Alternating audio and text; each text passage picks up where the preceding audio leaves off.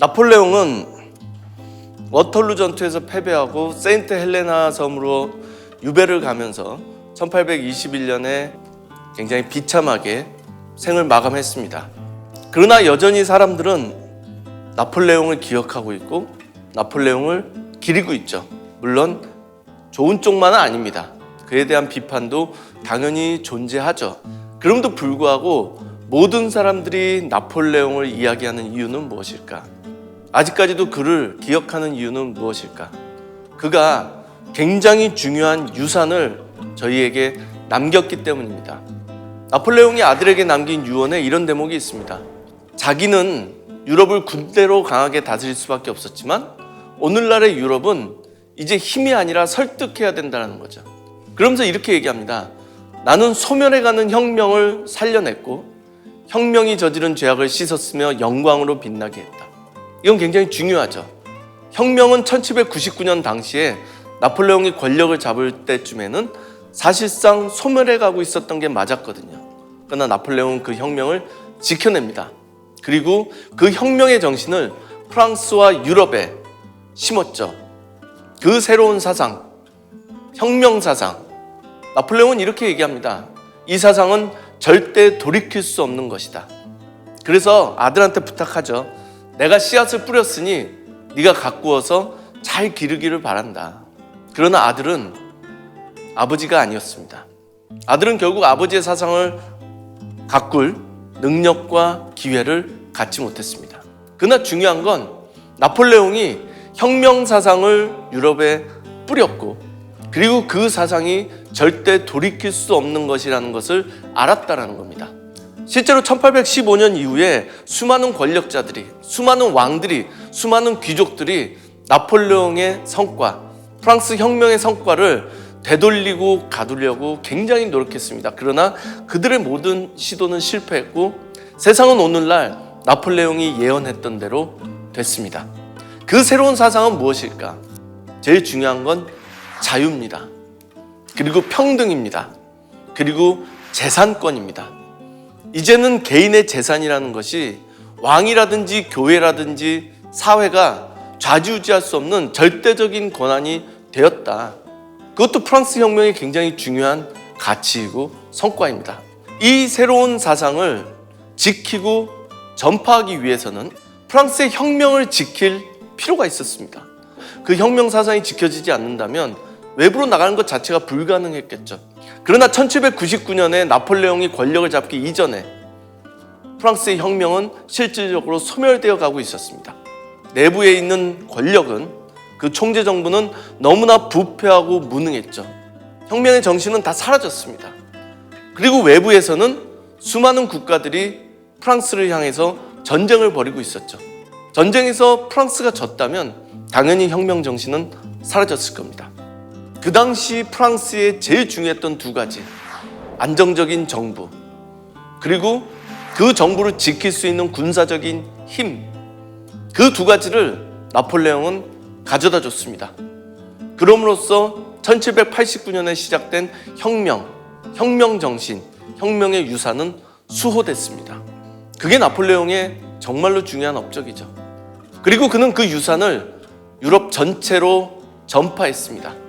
전쟁을 통해서, 전쟁에서의 승리를 통해서, 혁명의 정신이, 그리고 나폴레옹의 법전이, 그리고 프랑스의 행정체제 개편이, 그리고 프랑스의 새로운 군대, 그리고 도량형 같은 것들까지 오늘날 근대 유럽을 형성하는 정말로 중요한 요소들이 이때 전 유럽으로 전파됩니다. 그리고 나폴레옹이 얘기했듯이 그 흐름은 되돌릴 수 없었습니다. 나폴레옹의 법전, 정말로 중요하죠.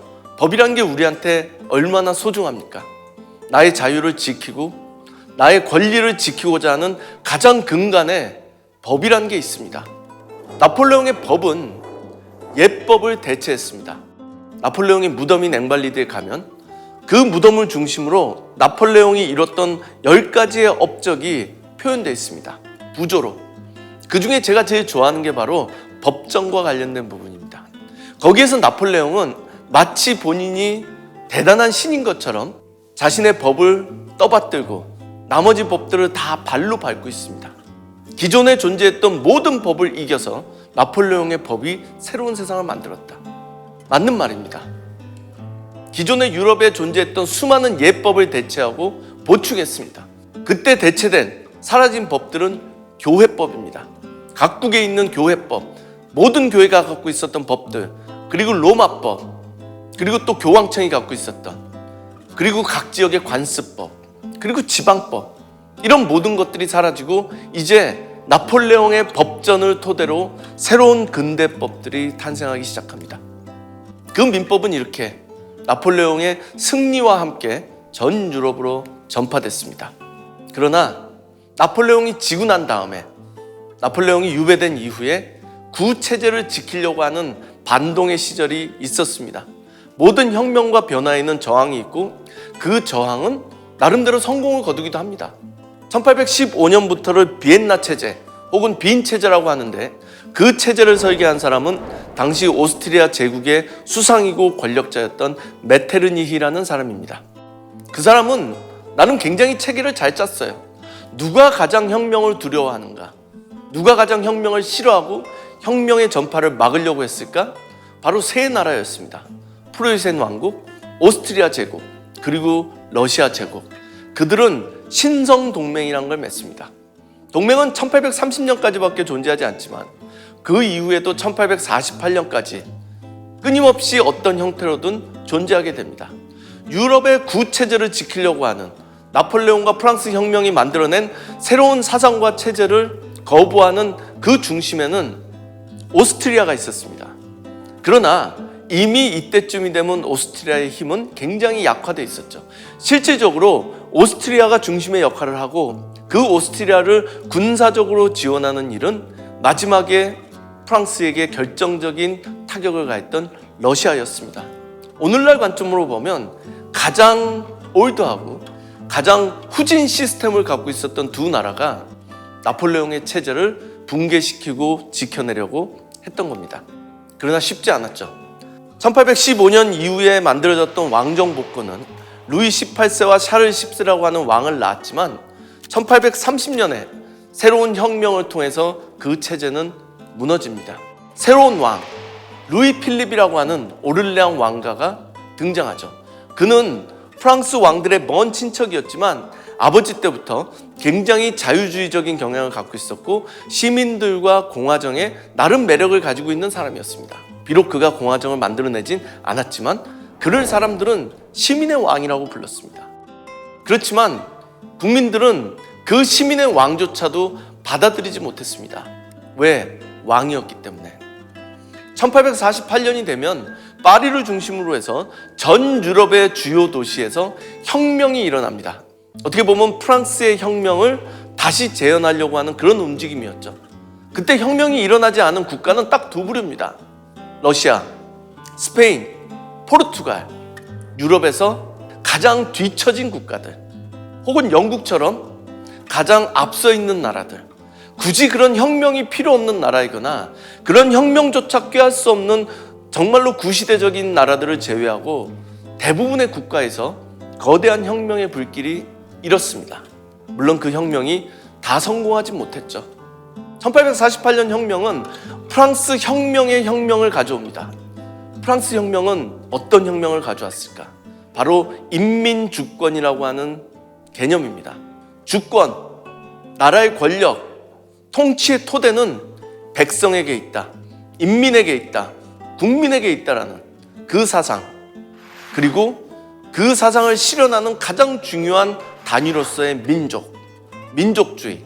인민주권과 민족주의야말로 프랑스 혁명의 제일 중요한 사상이었고, 아이러니하게도 나폴레옹이 전쟁을 통해서 프랑스의 정신과 사상과 가치를 전 유럽에 전파했을 때 민족주의와 인민주권의 개념도 전 유럽으로 전파된 겁니다. 그래서 사실은 나폴레옹은 질 수밖에 없었던 거예요.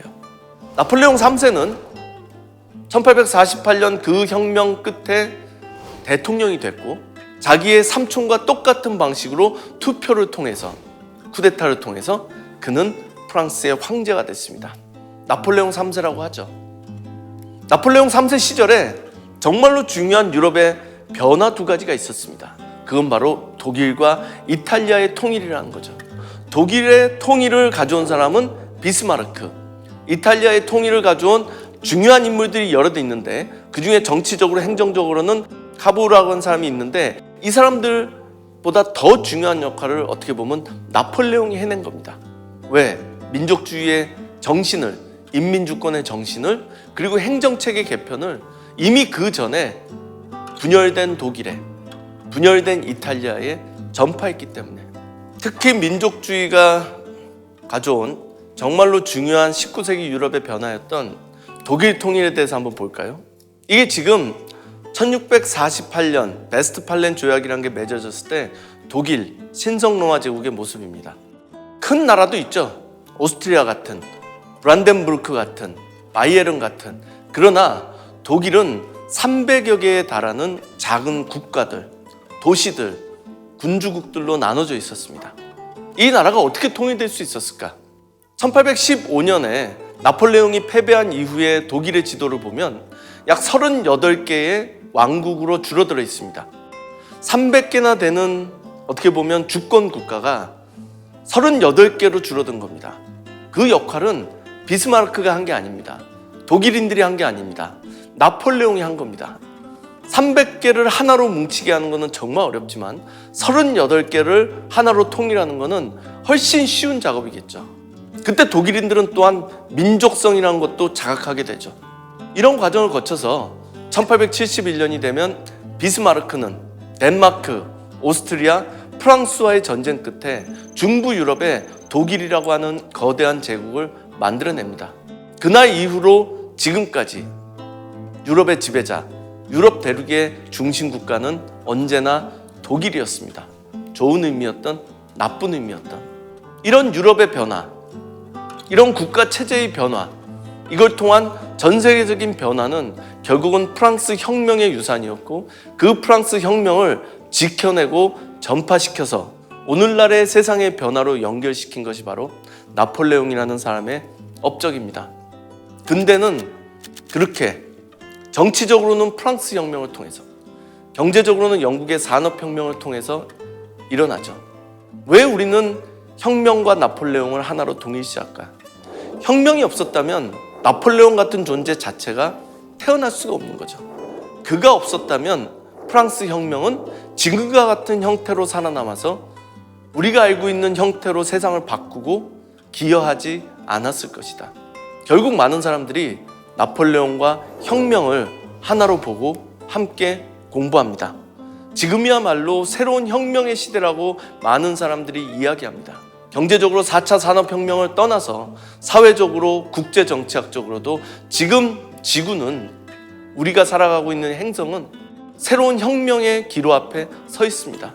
나폴레옹을 공부한다는 것, 그 시대를 이해한다는 것은 200년 전의 세상을 공부하는 게 아니라 그 시대를 통해서 오늘날 세상이 어떻게 변화해가고 있고 그 변화가 우리의 삶에, 여러분의 삶에 어떤 결과를 가져오게 될지를 생각해보는 정말로 뜻깊은 기회가 될 것입니다. 많은 도전 부탁드립니다. 감사합니다.